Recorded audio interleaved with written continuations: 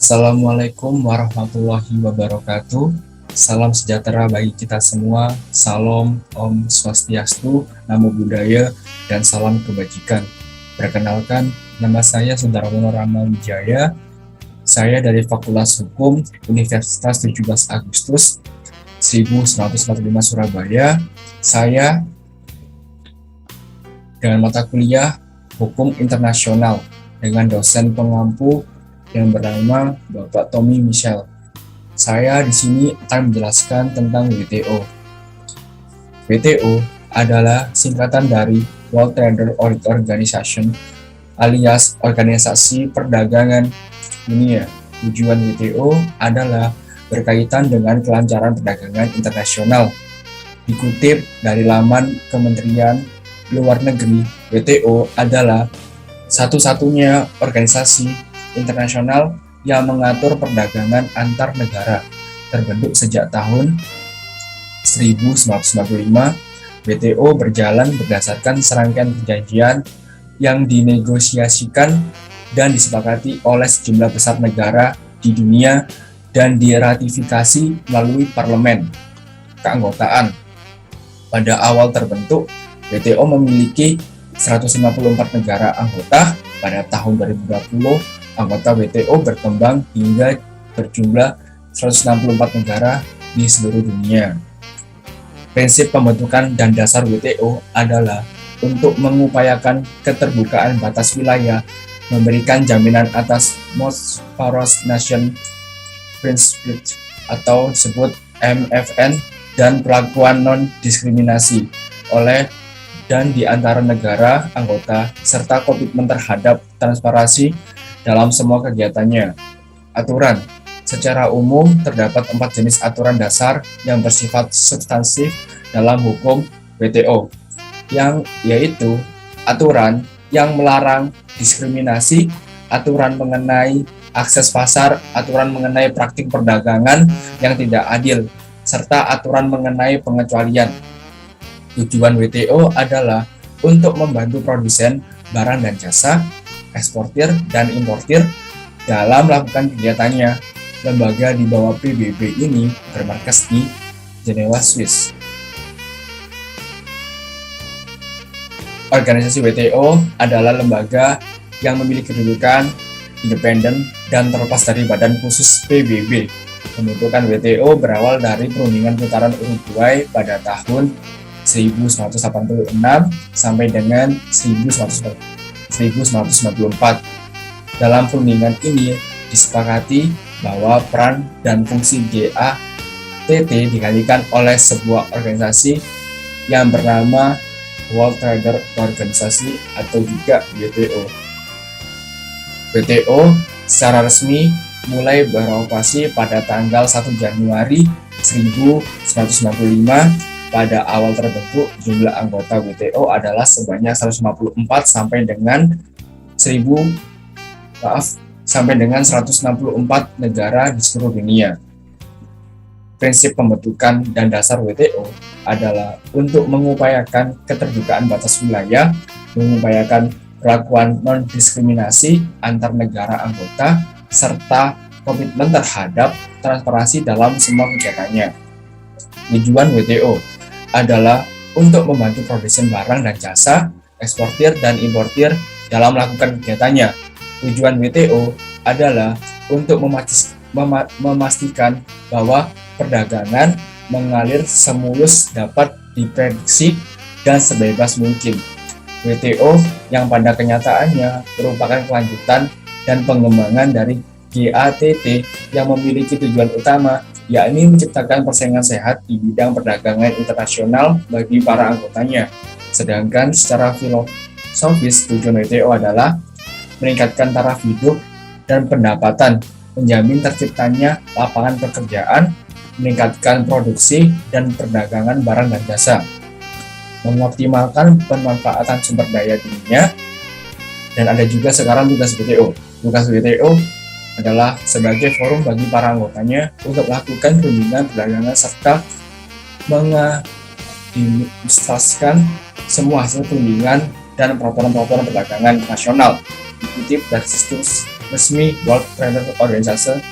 Tugas dan fungsi WTO adalah sebagai berikut: mengelola perjanjian perdagangan internasional menjadi forum untuk negosiasi perdagangan internasional, menangani sengketa perdagangan internasional, mengawasi berjalannya kebijakan perdagangan nasional, memberi bantuan teknis dan pelatihan untuk negara berkembang, melakukan kerjasama dengan organisasi internasional lain seperti IMF dan Bank Dunia. Indonesia dalam WTO. Keterlibatan dan posisi Indonesia dalam proses perundingan PDA Doha Development Agenda dasarkan pada kepentingan nasional dalam rangka mendorong pertumbuhan ekonomi dan pengentasan kemiskinan. Dalam kaitan ini, untuk memperkuat posisi runding, Indonesia bergabung dengan beberapa koalisi. Koalisi tersebut antara lain G33, G20, nama 11 yang kurang lebih memiliki kepentingan yang sama. Indonesia terlibat aktif dalam kelompok-kelompok tersebut dalam merumuskan posisi bersama yang mengedepankan pencapaian development objektif dari DDA.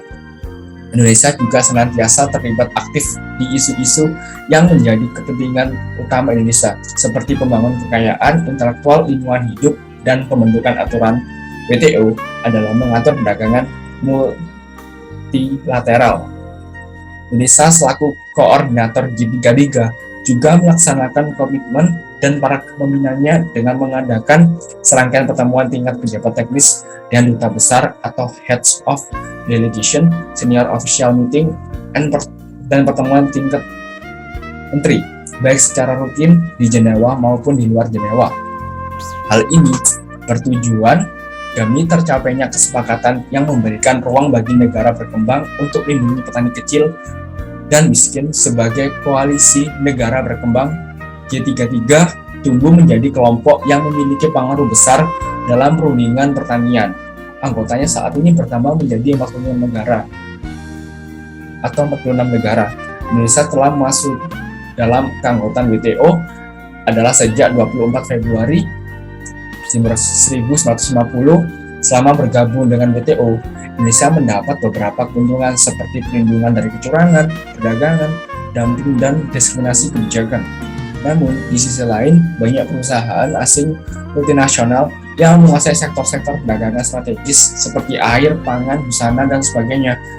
Hal tersebut menjadi ancaman bagi eksistensi perusahaan-perusahaan dalam negeri Indonesia sendiri. Itulah informasi seputar apa itu WTO. WTO adalah organisasi yang selama ini menjadi wasit dalam aktivitas perdagangan dunia. Tujuan WTO adalah menjaga kelancaran perdagangan antar negara. Pencapaian WTO, negara anggota WTO akhirnya meraih kesepakatan yang komprehensif sejak didirikan pada 1195 lalu. Organisasi Perdagangan Dunia WTO telah menyetujui kesepakatan global yang bertujuan untuk meningkatkan perdagangan. Kesepakatan ini dicapai di Bali, menyederhanakan prosedur perdagangan dan juga memberikan kemudahan bagi negara miskin untuk menjual produk mereka.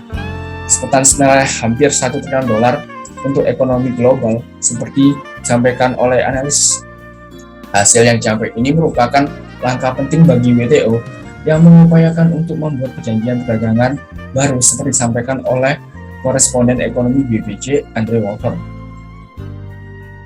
Globalisasi memberikan dampak perubahan pada pasar internasional, salah satunya adalah liberalisasi perdagangan yang dipandang sebagai suatu upaya untuk meningkatkan daya asing ekonomi.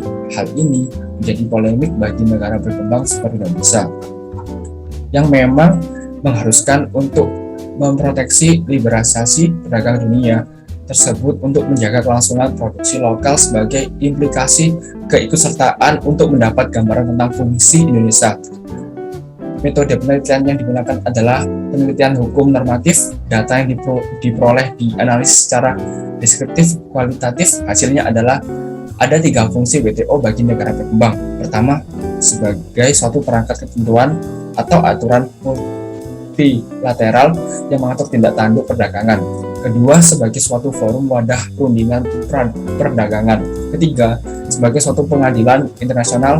Dan manfaat WTO bagi negara berkembang adalah dapat meningkatkan kinerja khususnya bagi desa, dapat menjamin terciptanya lapangan pekerjaan, meningkatkan produksi dan perdagangan, dan mengoptimalkan pemanfaatan sumber daya dunia.